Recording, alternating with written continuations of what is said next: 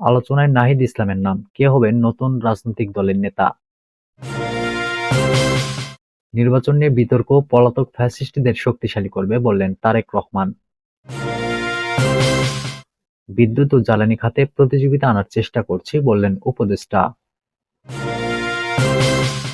সর্বশেষ জানাবো, বর্তমান সরকার নিরপেক্ষ নয় বললেন জি এম কাদের। এতক্ষণ শুনছিলেন সংবাদ শিরোনাম, এবারে বিস্তারিত। আলোচনায় নাহিদ ইসলামের নাম, কে হবেন নতুন রাজনৈতিক দলের নেতা? বাংলাদেশের শিক্ষার্থীদের নেতৃত্বে নতুন রাজনৈতিক দলের ঘোষণা আসছে ফেব্রুয়ারিতেই। নেতৃত্বে নাহিদ ইসলামের নাম আলোচনায় আছে।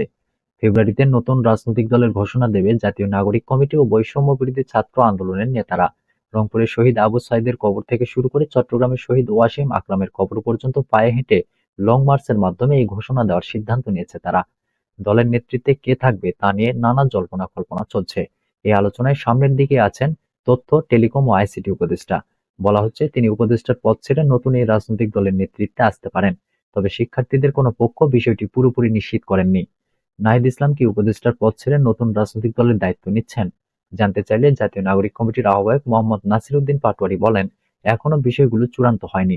দলের নাম ও কারা নেতৃত্বে আসবেন তা নিয়ে আলোচনা হচ্ছে।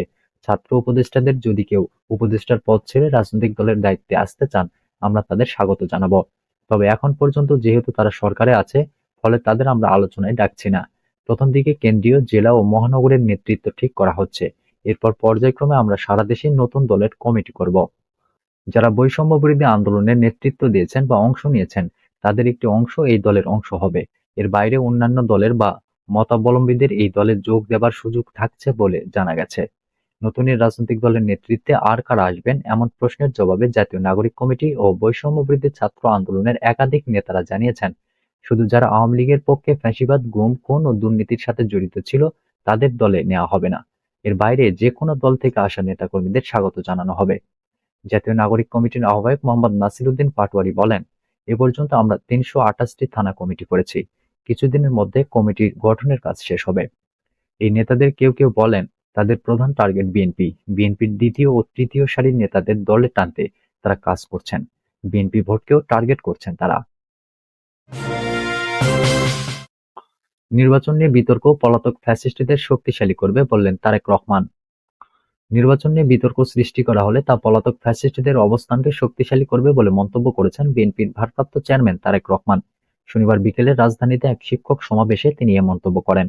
তারেক রহমান বলেন, আগেও আমি বলেছি, আজও আমি আপনাদের সামনে আবারও তুলে ধরতে চাই, নির্বাচনই হচ্ছে জনগণের রাজনৈতিক ক্ষমতায় নিশ্চিত করার অন্যতম প্রধান কার্যকরী হাতিয়ার। নির্বাচন অনুষ্ঠান নিয়ে বিতর্ক সৃষ্টি করার অর্থ নিজেদের অজান্তে পরাজিত পলাতক ফ্যাসিস্টদের অবস্থানকে শক্তিশালী করা। গত বৃহস্পতিবার জাতীয় প্রেসক্লাবে এক অনুষ্ঠানে বিএনপির মহাসচিব মির্জা ফখরুল ইসলাম আলমগীর অন্তর্বর্তী সরকারের নিরপেক্ষতা নিয়ে প্রশ্ন তুলে বলেন, অন্তর্বর্তীকালীন সরকার নিরপেক্ষ না থাকলে নির্বাচনের সময় একটা নিরপেক্ষ সরকারের প্রয়োজন হবে। এরকম বক্তব্যের পাল্টায় সরকারের তথ্য ও সম্প্রচার উপদেষ্টা নাহিদ ইসলাম বলেন, মির্জা ফখরুলের নিরপেক্ষ সরকারের দাবি আরেকটা ১/১১ সরকার গঠনের ইঙ্গিত বহন করে। রাজনৈতিক অঙ্গনে এ নিয়ে নানা আলোচনার মধ্যে বিএনপির শীর্ষ নেতৃত্বে তারেক রহমানের কাছ থেকে এরকম বক্তব্য এলো। দলের নেতাকর্মীদের উদ্দেশ্যে বিএনপির ভারপ্রাপ্ত চেয়ারম্যান বলেন, সর্বস্তরের নেতাকর্মীদের প্রতি বরাবরের মতোই আমার আহ্বান থাকবে, আপনাদের কোনো কার্যক্রম নিয়ে কেউ যাতে বিভ্রান্তি ছড়ানো কিংবা বিতর্ক সৃষ্টিতে লিপ্ত হওয়ার সুযোগ না পায়, সে বিষয়ে অবশ্যই আপনাদেরকে সজাগ থাকতে হবে। জনগণই বিএনপির সকল রাজনৈতিক ক্ষমতার উৎস। জনগণ সাথে থাকলে কোনো ষড়যন্ত্রই আমাদেরকে পরাজিত করতে পারবে না, ইনশাআল্লাহ। তিনি বলেন, আমি শিক্ষক, বুদ্ধিজীবী, সাংবাদিক সহ সকল শ্রেণী পেশার মানুষের প্রতি আহ্বান জানিয়ে বলতে চাই, পুঁথিগত বিধির উপরে গণতন্ত্রের বিকাশ নির্ভর করে না। গণতন্ত্র বিকশিত এবং শক্তিশালী হয় প্রতিদিনের কার্যক্রম, আচরণ ও চর্চায়। আমাদের মধ্যে অবশ্যই ভিন্ন মত, ভিন্ন পথ থাকবে। এটাই গণতন্ত্রের সৌন্দর্য। তবে আমাদের উদ্দেশ্য এক এবং অভিন্ন। আমাদের সবার উদ্দেশ্যে একটি উদার, গণতান্ত্রিক, বৈষম্যহীন মানবিক বাংলাদেশ প্রতিষ্ঠা। ছাত্র জনতার গণ-অভ্যুত্থানে মাফিয়া প্রধান দেশ ছেড়ে পালানোর পর মাফিয়া মুক্ত বাংলাদেশের সামনে গণতান্ত্রিক, বৈষম্যহীন মানবিক বাংলাদেশ প্রতিষ্ঠার এক অপার সুযোগ সৃষ্টি হয়েছে। পলাতক স্বৈরাচার এবং তাদের দোসরদের ষড়যন্ত্র কিংবা বাংলাদেশের পক্ষের গণতান্ত্রিক শক্তির মধ্যে অযাচিত ভুল বোঝাবুঝির কারণে যাতে একটি গণতান্ত্রিক, বৈষম্য মানবিক বাংলাদেশ প্রতিষ্ঠার সুযোগ এবং সম্ভাবনা হুমকির সম্মুখীন না হয়, এ ব্যাপারে আমাদের সবারই অত্যন্ত সতর্ক থাকতে হবে, বলেন তারেক রহমান। বিদ্যুৎ ও জ্বালানি খাতে প্রতিযোগিতা আনার চেষ্টা করছি বললেন উপদেষ্টা। দেশের জ্বালানি নিরাপত্তা নিশ্চিত করতে খাতটিতে প্রতিযোগিতার চর্চা বাস্তবায়নে সরকার বিশেষ গুরুত্ব দিচ্ছে বলে জানিয়েছেন বিদ্যুৎ, জ্বালানি ও খনিজ সম্পদ উপদেষ্টা মোহাম্মদ ফাউজুল কবির খান। তিনি বলেন, বিদ্যুৎ ও জ্বালানি খাতে প্রয়োজন উন্মুক্ত প্রতিযোগিতার। আমরা সেটা চেষ্টা করছি। শনিবার এফবিসিসিআইয়ের মতিঝিল কার্যালয়ে power and energy scenario in Bangladesh ensuring energy security for development শীর্ষক সেমিনারে তিনি একথা জানান। ফাউজুল কবির খান বলেন, দেশে বিদ্যুৎ ও জ্বালানি খাতের মূল সমস্যা হলো এখানে প্রতিযোগিতা ছিল না। অন্তর্বর্তী সরকার দায়িত্ব নেওয়ার পর বিদ্যুৎ ও জ্বালানি খাতে আমরা প্রতিযোগিতা প্রতিষ্ঠার চেষ্টা করছি। এজন্য ব্যবসায়ী সহ সবার সহযোগিতা চেয়ে বিদ্যুৎ ও জ্বালানি উপদেষ্টা বলেন, এর মধ্যে উন্মুক্ত দরপত্রের মাধ্যমে কিছু মৌলিক জ্বালানি ক্রয়ের পদক্ষেপ নেওয়া হয়েছে। সেক্ষেত্রে প্রতিযোগিতামূলক দামে জ্বালানি ক্রয়ের সুযোগ পাওয়া যাচ্ছে। দেশের বিদ্যুৎ খাতে বার্ষিক ভর্তুকির পরিমাণ প্রায় ৩২,০০০ কোটি টাকা। জ্বালানি খাতে সেটা প্রায় ২০,০০০ কোটি টাকা। সব সরকারের আমলে দেশে মৌলিক জ্বালানির উন্নয়ন অবহেলিত ছিল, যার প্রভাব পড়েছে বিদ্যুৎ সহ সমগ্র জ্বালানি খাতে। দেশের জ্বালানির নিরাপত্তা নিশ্চিত করতে হলে ব্যাপক হারে কয়লা ও গ্যাসের কূপ খনন করতে হবে বলে জানিয়েছেন এফবিসিসিআইর প্রশাসক হাফিজুর রহমান। সভাপতির বক্তব্যে তিনি বলেন, বিদ্যুৎ ও গ্যাসের সিস্টেম লস নিয়ন্ত্রণ করতে হবে। পাশাপাশি সাশ্রয়ী জ্বালানি কৌশল গ্রহণ, আমদানি নির্ভরতা কমিয়ে আনা, স্পট মার্কেট থেকে এলএনজি আমদানিতে বেসরকারি খাতকে সুযোগ দেওয়া, একক জ্বালানির নির্ভরতা কমিয়ে আনা সহ নবায়নযোগ্য জ্বালানির ব্যবহার বৃদ্ধির উপর জোর দেন তিনি।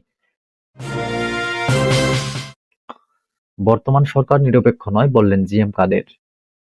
জাতীয় পার্টির চেয়ারম্যান গোলাম মোহাম্মদ কাদের বলেছেন, বর্তমান সরকার নিরপেক্ষ নয়। এই সরকার সঠিক ও গ্রহণযোগ্য নির্বাচন সম্পন্ন করতে পারবে বলে সন্দেহ আছে।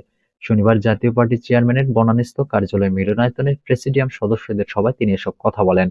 জিএম কাদের বলেন, অনেক আগে আমরা সংবিধান সংস্কারের দাবি তুলেছি। সংস্কার হতে হবে একটি নির্বাচিত পার্লামেন্টে। নির্বাচিত পার্লামেন্ট ছাড়া কোনো সংস্কারই বাস্তবায়ন করা সম্ভব নয়। যদি সব রাজনৈতিক দলের সম্মতিতে সংস্কার হয় তা নির্বাচিত পার্লামেন্টে গ্রহণযোগ্য করা যায়। বর্তমানে দেশকে বিভক্ত করে যে সংস্কার প্রস্তাব তৈরি করা হয়েছে তা একপেশে ও বাস্তবতার সঙ্গে সঙ্গতিপূর্ণ নয়। এ কারণে সংস্কার প্রস্তাব নিয়ে আমরা আগ্রহী নই। নির্বাচিত পার্লামেন্টে আলাপ আলোচনার মাধ্যমে সংস্কার প্রস্তাব নিয়ে আমরা কাজ করতে চাই। অনিশ্চয়তার মধ্য দিয়ে দেশ একটি ক্রান্তিকাল অতিক্রম করছে দাবি করে জাপা চেয়ারম্যান বলেন, কেউ জানে না কেমন হবে দেশের ভবিষ্যৎ। এমন বাস্তবতায় আমাদের রাজনীতি নিয়ে এগিয়ে যেতে হবে।